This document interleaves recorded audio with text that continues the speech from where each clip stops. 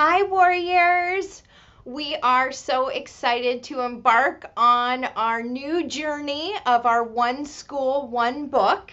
This year, we will be reading The Wild Robot, and it is by Peter Brown. We know that we wanted to tie in this book to a movie that was just released. So we will culminate our One Book of One School celebration on February 21st from 5 to 8:30. Hopefully we'll be able to watch the movie, but we'll have lots of great things going on campus. So be on the lookout for that. So I am going to be reading you the first 6 chapters of The Wild Robot. Thank you for inviting me into your homes. We all know how important reading is, and when reading is done in a family atmosphere, it makes it even better. So thank you for joining me, and we will get started. Chapter 1 of The Wild Robot. The Ocean. Our story begins on the ocean, with wind and rain and thunder and lightning and waves. A hurricane roared and raged through the night, and in the middle of the chaos, a cargo ship was sinking down, down, down to the ocean floor. The ship left hundreds of crates floating on the surface, but as the hurricane thrashed and swirled and knocked them around, the crates also began sinking into the depths. One after another, they were swallowed up by the waves until only 5 crates remained. By the morning, the hurricane was gone. There was no clouds, no ships, no land in sight. There was only calm water and clear skies, and those 5 crates lazily bobbing along an ocean current. Days passed, and then a smudge of green appeared on the horizon. As the crates drifted closer, the soft green shapes slowly sharpened into the hard edges of a wild rocky island. The first crate rode to shore on a tumbling, rumbling wave and then crashed against the rocks with such force that the whole thing burst apart. Now, reader, what I haven't mentioned is that tightly packed inside each crate was a brand new robot. The cargo ship had been transporting hundreds of them before it was swept up in the storm. Now only 5 robots were left. Actually, only 4 were left because when that first crate crashed against the rocks, the robot inside shattered to pieces. The same thing happened to the next crate. It crashed against the rocks and robot parts flew everywhere. Then it happened to the next crate and the next. Robot limbs and torsos were flung onto ledges. A robot head splashed into a tide pool. A robot foot skittered into the waves.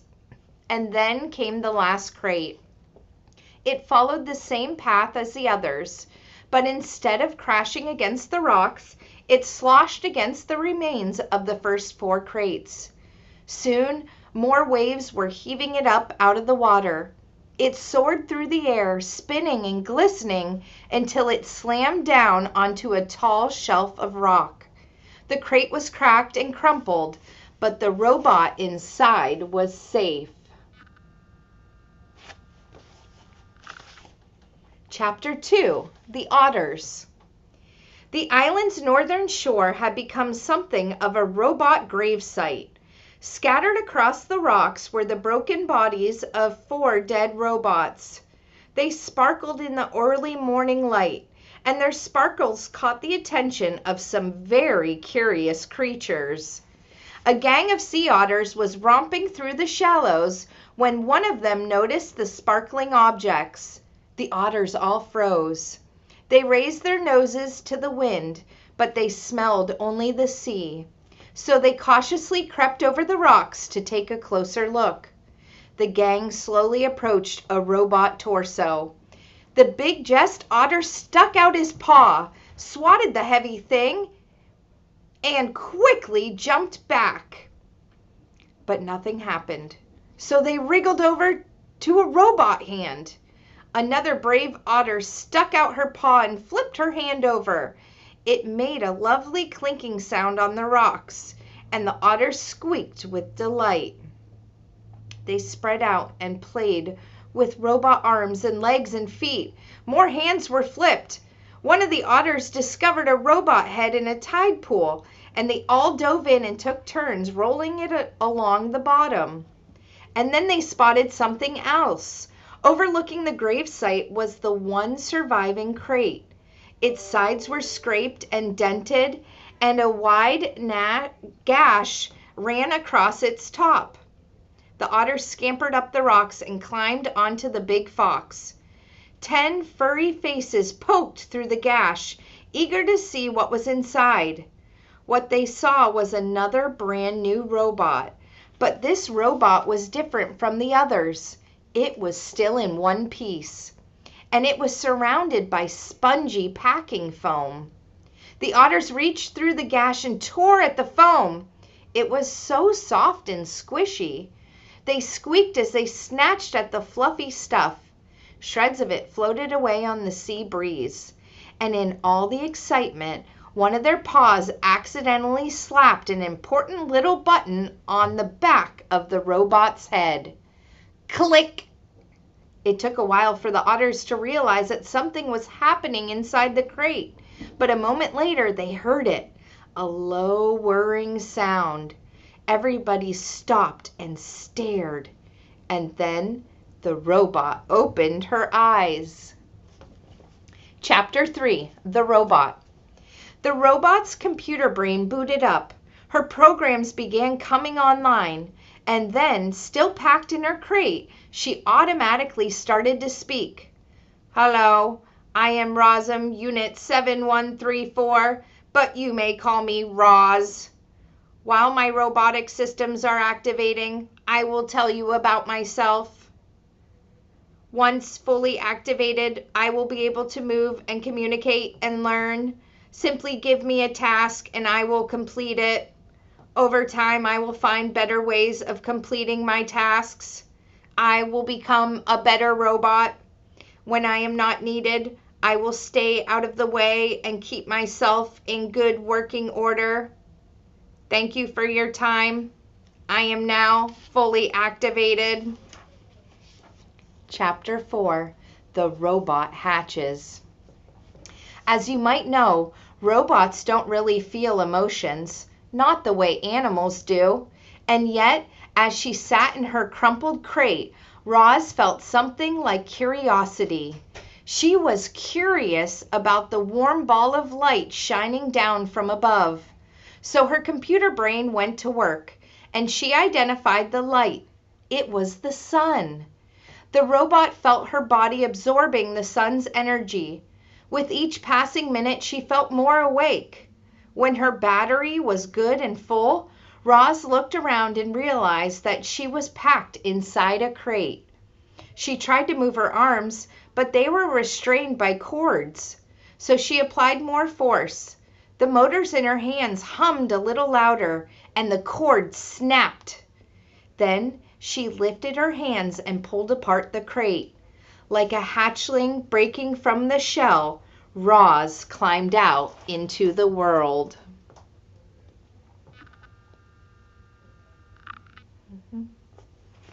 How exciting.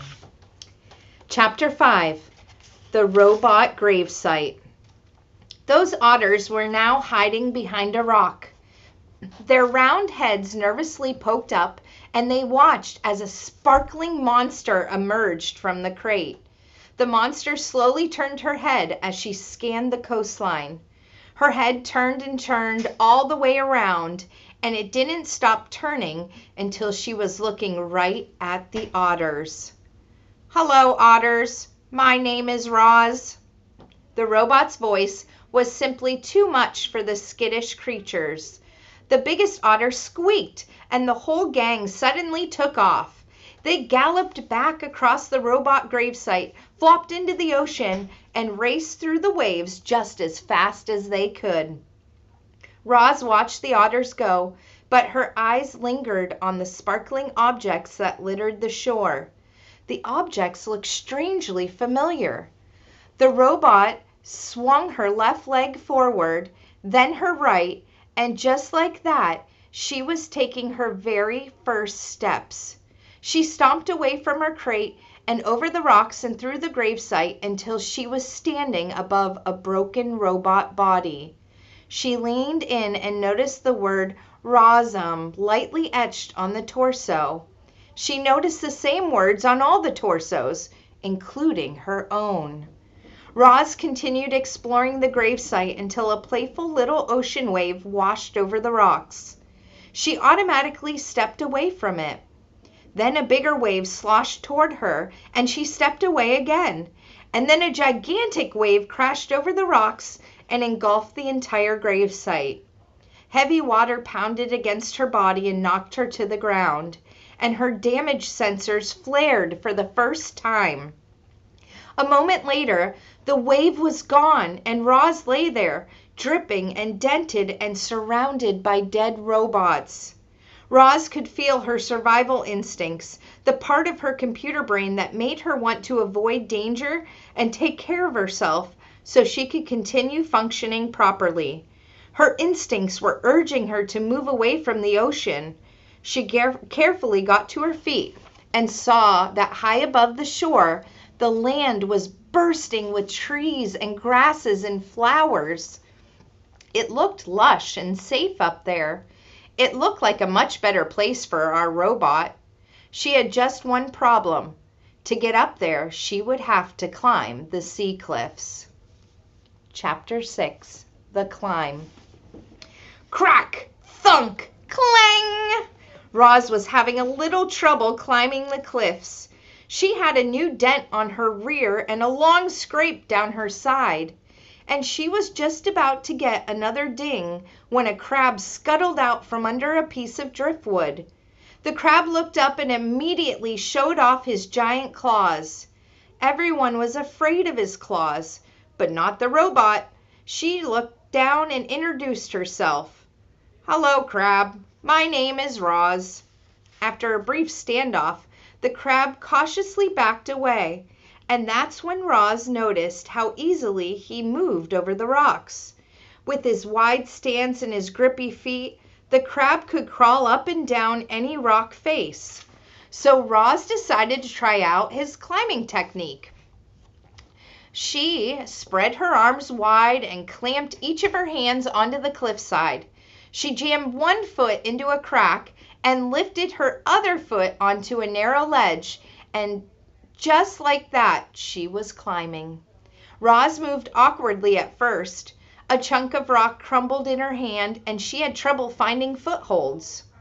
But as she climbed higher and higher, she started to get the hang of it.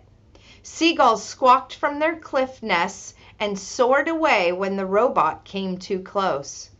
But Roz paid them no mind. She was focused only on getting to the top. Up and up and up she went, methodically climbing past nests and ledges and tiny trees rooted in the cracks. And before long, our robot felt the soft soil of the island beneath her feet.